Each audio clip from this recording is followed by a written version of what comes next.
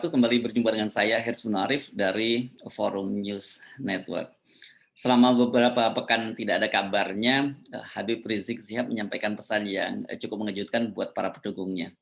Melalui pengacaranya, Munarman, dia meminta para pendukungnya untuk bersikap santai dan rileks. Luar biasa, ini santai dan rileks dalam situasi yang sangat berat semacam ini.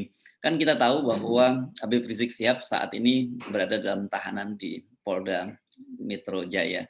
Dan tentu saja ini buat para pendukung Habib Rizik Syihab sangat berat. Bagaimanapun juga dia merupakan simbol utama, simbol pemersatu dari Front Pembela Islam lama. Gitu. Itu penting ini kita sebut, atau kita sebut saja FPI lama. Dia baru saja pulang ke Indonesia dalam beberapa pekan, dan dia harus kembali meninggalkan para pendukungnya karena menjalani tahanan di Polda Metro Jaya. Karena itu pesan ini agak mengherankan. Kepada para pendukungnya, Habib Rizik Syihab menyatakan bahwa santai, rileks, dan kemudian kalau FPI dilarang melakukan kegiatan, bikin organisasi baru, bikin perahu baru. Sebab menurut Habib Rizik Syihab bahwa FPI atau organisasi itu hanya alat saja. Tujuannya adalah menegakkan amar ma'ruf nahi mungkar, mengajak kepada hal-hal yang baik, kebaikan, dan kemudian mencegah kemungkaran. Karena itu namanya bisa berganti-ganti. Soal ini kan sebenarnya sudah diprediksi sejak lama oleh Habib Rizik Syihab bahwa situasi semacam ini akan terjadi. Dan pada waktu itu dia mengingatkan begitu FPI dilarang, maka langsung muncul organisasi baru dengan singkatan yang sama, FPI, dengan pemimpin orangnya itu-itu juga gitu.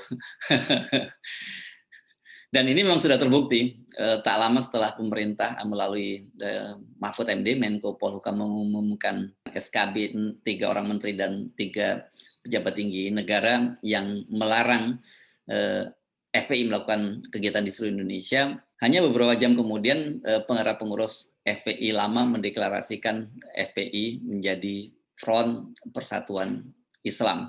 Dan itu kemudian diikuti deklarasi di berbagai daerah.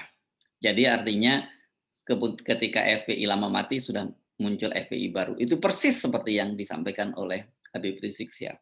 Situasi yang dihadapi FPI sebagai organisasi dan Habib Rizik Syihab sebagai personalnya sebenarnya sangat berat. Karena itu luar biasa kalau kemudian muncul himbauannya agar bersikap santai dan rileks. Mengapa? Secara pribadi Habib Rizik Syihab sendiri kan saat ini menghadapi 3 kasus pidana dan 1 kasus perdata. 3 kasus pidana itu adalah 1, kerumunan massa di Petamburan.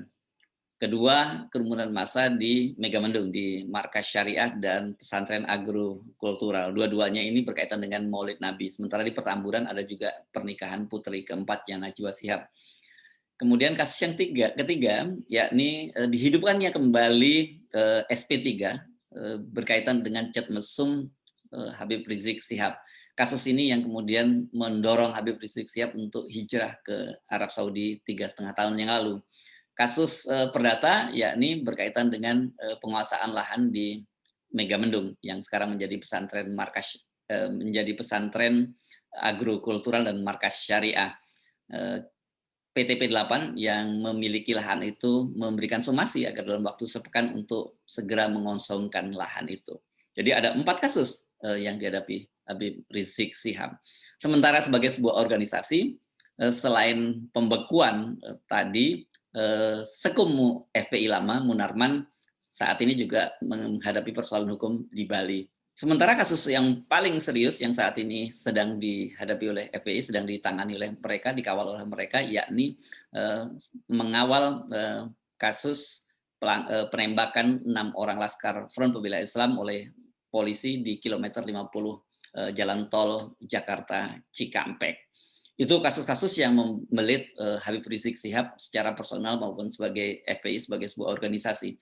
Tidak menutup kemungkinan kasus-kasus personal yang dihadapi oleh Habib Rizik Syihab ini akan bertambah menjadi lebih banyak. Bisa saja muncul kasus baru atau kasus-kasus lama dihidupkan kembali.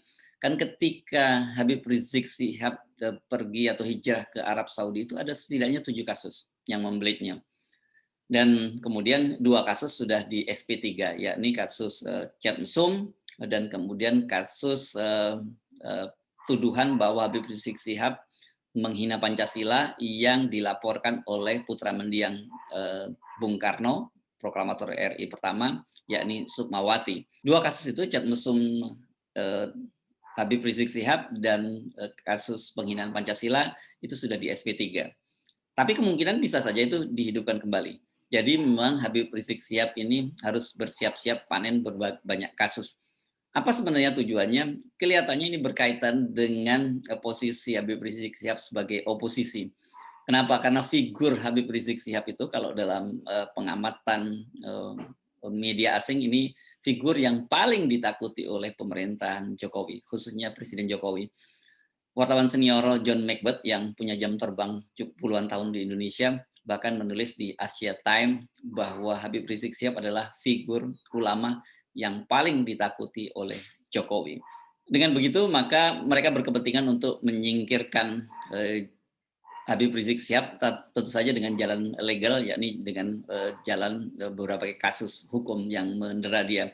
Dan kalau menurut perkiraan dari staf khusus Presiden Jokowi, yakni Dias Hendro Priyono, setidaknya Habib Rizik Syihab ini akan berada di penjara sampai tahun 2026. Artinya apa? Setelah hiruk-pikuk proses Pilpres 2024 berakhir.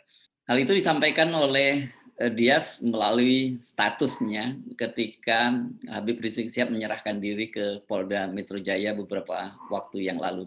Habib Rizik Syihab sangat mungkin akan berada lebih lama di penjara bila rezim yang terpilih atau pemerintahan yang terpilih pada Pilpres 2024 tidak bersahabat dengan dia. Katakanlah rezim penguasa sekarang kemudian terpilih kembali, apakah kemudian melalui seperti wacana sekarang ini muncul Jokowi bisa menjabat sebagai presiden selama 3 periode, atau figur-figur lain yang didukung oleh PDIP, partai penguasa, memenangkan Pilpres 2024. Tetapi nasib Habib Rizik Syihab bisa berubah jika rezim pemerintahan yang terpilih Pilpres 2024 itu lebih bersahabat dengan Habib Rizik Syihab. Mungkin saja dia akan bisa mendapat semacam remisi, bahkan kemudian garasi dan dia bisa dibebaskan dari penjara sebelum masa tahanannya berakhir. Jadi Pilpres 2024 ini memang sangat menentukan nasib dari Habib Rizik Syihab.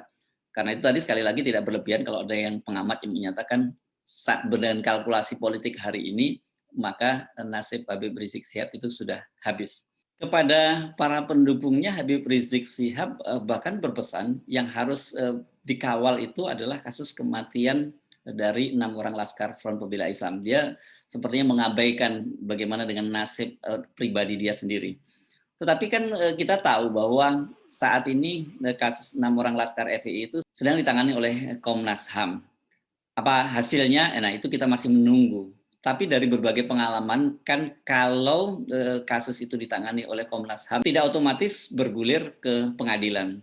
Berdasarkan data, sampai saat ini masih ada 12 kasus pelanggaran HAM berat itu yang tidak tuntas, alias rekomendasinya itu tidak lanjuti oleh pemerintah. Jadi memang kalau sudah masuk ke Komnas HAM ini ranahnya lebih pada ranah politik. Jadi perjuangan ini juga tidak cukup mudah. Ini sangat berat bagi FPI lama untuk berjuang menegakkan keadilan. Sangat menarik untuk mencermati fenomena Habib Rizik Syihab ini. Sebab dia sendiri sebagai pribadi itu sudah pernah mendekam di penjara setidaknya 2 kali. Yang pertama pada tahun 2003, pada waktu itu pemerintahnya masih di bawah Presiden Megawati. Habib Rizik Syihab juga pernah divonis selama 7 bulan penjara dengan tuduhan melawan petugas karena para pendukungnya menyerang beberapa tempat hiburan malam dan juga yang menjual minuman keras. Kemudian pada tahun 2008 di bawah pemerintahan Presiden SBY, Habib Rizik Syihab kembali juga divonis oleh pengadilan dan kali ini lebih berat, 1 tahun 6 bulan. Pada waktu kasusnya karena para pendukung Habib Rizik Syihab menyerang kelompok lain dan dinilai sebagai sebuah sikap yang intoleran.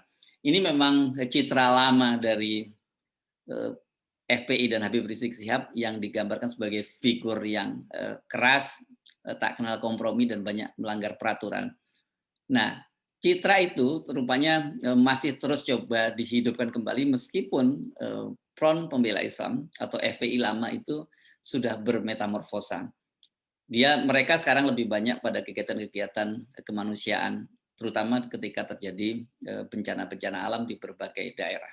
Jadi kekuatan apa yang membuat Habib Rizik Syihab dengan PD-nya meminta agar para pendukungnya untuk santai dan rileks gitu. Kalau dari perbincangan dengan para pendukung Habib Rizik Syihab ini, mereka kelihatannya punya keyakinan tertentu terhadap Habib Rizik Syihab. Mengapa kemudian kita sekarang ini melihat para pendukung Habib Rizik Syihab itu sangat taat kepada Habib Rizik Syihab. Mereka meyakini bahwa figur seperti Habib Rizik Syihab ini, karena dia dianggap ulama besar, itu punya semacam karomah. Ini karomah ini semacam apa ya, satu kemampuan yang tidak banyak dimiliki oleh orang biasa. Satu kemampuan yang hanya dimiliki seorang tokoh agama yang levelnya sudah mencapai wali. Ini sesuatu yang di luar nalar akal manusia biasa. Mari kita tunggu saja apakah perintah Habib Rizik Syihab untuk bersikap santai, bersikap rileks itu merupakan bagian dari karomah yang dimiliki oleh Habib Rizik Syihab seperti halnya diyakini oleh para pendukungnya. Bagaimana dengan Anda sendiri? Apakah Anda percaya pada karomah atau hal-hal yang di luar akal pikiran manusia biasa? Saya sendiri sebenarnya sebagai pribadi cenderung untuk lebih bersikap rasional.